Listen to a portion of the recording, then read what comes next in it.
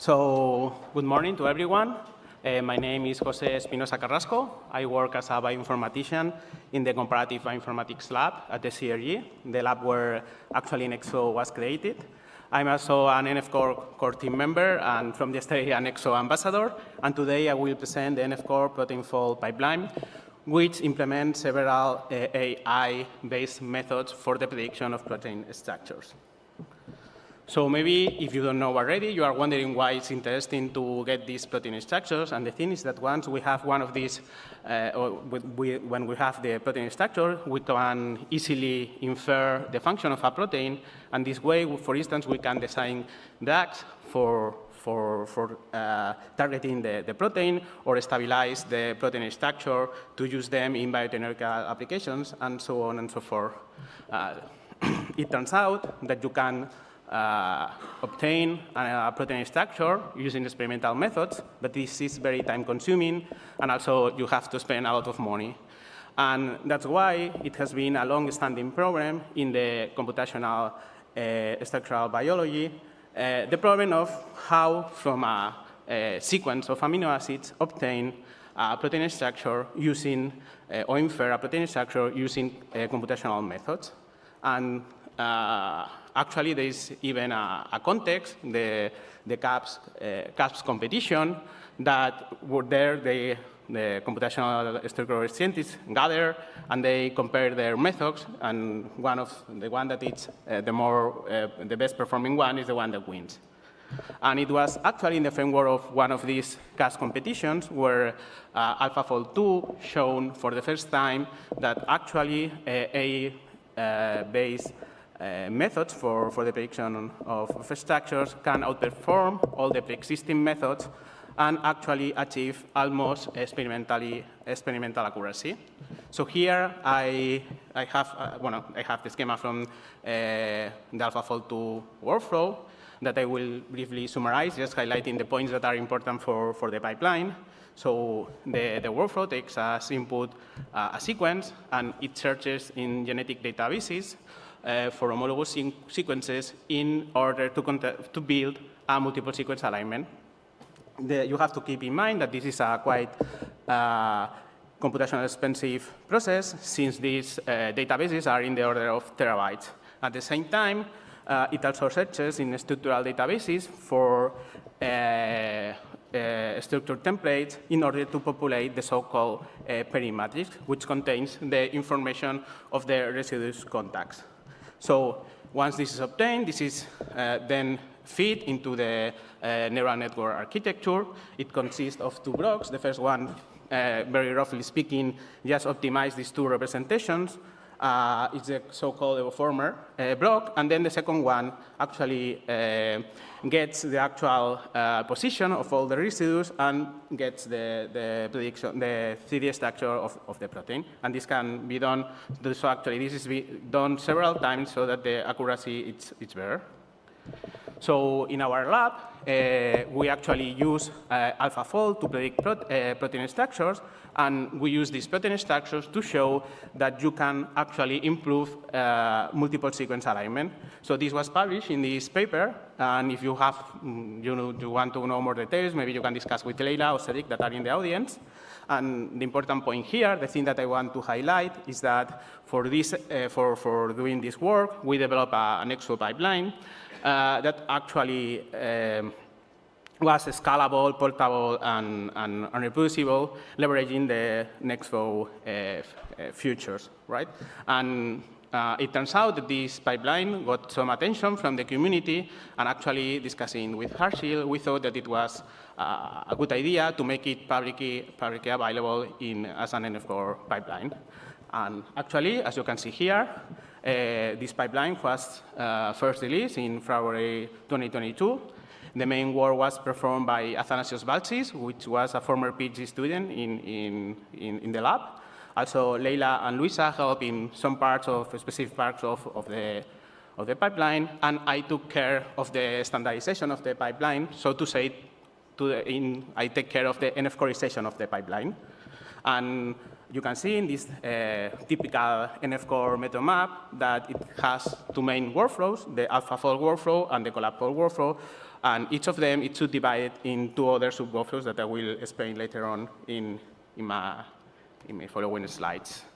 Actually, we have kept working in the pipeline since its release. And this is the current state of the pipeline in development.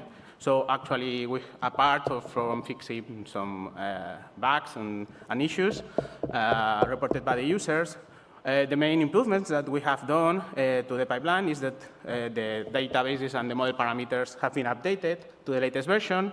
We also add the ESMFold workflow.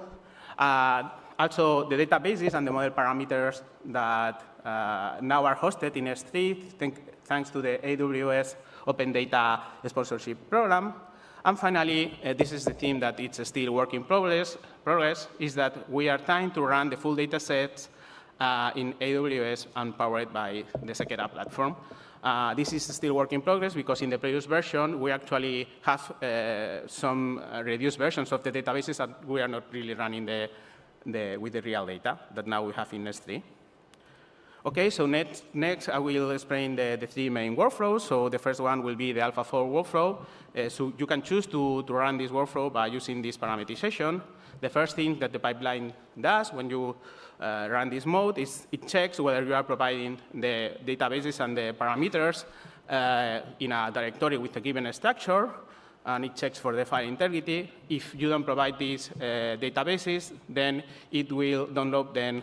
But you have to keep in mind that this is a quite computational expensive process because databases are in the order of terabytes.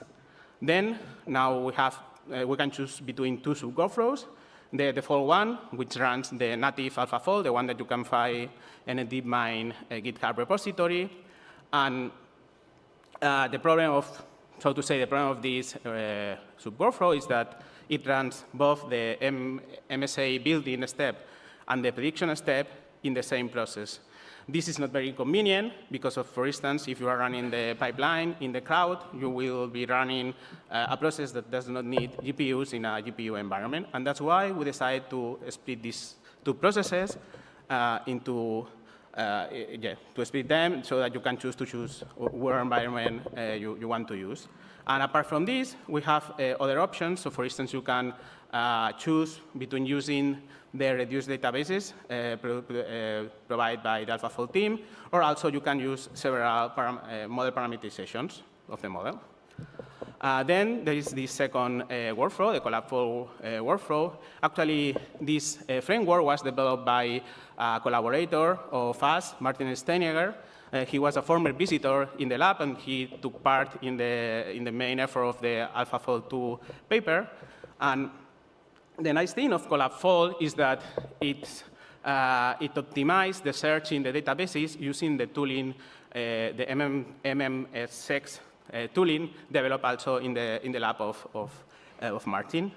So as before, you can choose with this parameter to run the CollabFold workflow. Then we again will check for the integrity of the files, or it will download them. And again, they are in the order of 2 teras, so it's quite big. And the good thing that I didn't mention before is that you will run this only once. And then, in this case, we have two sub-workflows. One of those, the first one, the web server, allows us to run the MSA building step in a web server. By default, it's the one provided by the MMM6 team, but you can also customize and provide your own web server. And then we have the CollabFold server local, which in this case runs both the MSA building step and the prediction step in the same in your machine. And you can, in this case, you can also do the first one in a CPU environment and the second one in a GPU environment. Here we have, again, an option to set the different parameters that we can use for the model. And then here we have the possibility of using templates or not, structural templates. And finally, the ESMFold workflow. In this case, we are not using, we are not searching in big data genetic databases because this framework is based in language models. So you don't need these databases. you can see actually that you are only giving the parameters to the pipeline, and these are not so big as before. Actually, they are claiming that the efficiency, the accuracy, is as good as in the case of AlphaFold. So you can also give it a try if you are interested.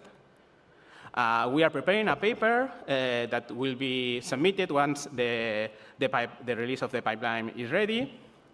And I don't want to finish without mentioning that in the lab we are contributing a lot to the NF-core community. So Luisa and I am also involved in this NF-core multiple sequence align pipeline that will allow to perform multiple sequence alignments with several tools and also evaluate which of the tools is doing it better. So if you want to know more about it, just visit the poster 14. Also, Björn and me have been involved in the framework of the WordPress project, which is the annotation of the functional annotation, of the bovine genome in the framework of the Eurofang consortium, which is the functional annotation of animal genomes. So in this framework, we have been mainly involved in these two pipelines and also in other pipelines. And the thing is that in that community, we were trying to push the use of standard pipelines, and that's, of course, NF-core pipelines. And the story is that we were quite successful, and actually many of the groups are now using NF-core pipelines or even developing NF-core pipelines, some of them that are already released. And we plan to also submit a paper explaining this, so to call a success story. And finally, Susan Jean it's implementing a log ratio-based analysis trying to add this workflow to the differential abundance pipeline. Sorry. And just finish. Thank you all the people that was involved in the project, especially Cedric Notre Dame, my PI, also the core facility of the CRG, Martin Steinegger, of course, and also people of Sekera Lab, Harshil and Jordi that helped me a lot in deploying the pipeline in the Sekera platform. And of course, I would also like to thank both the Nextflow and the NF-core community. So there are some resources of the pipeline in the NF-core page, and there is even a bite-sized talk summarizing the first release of the pipeline. So thank you very much.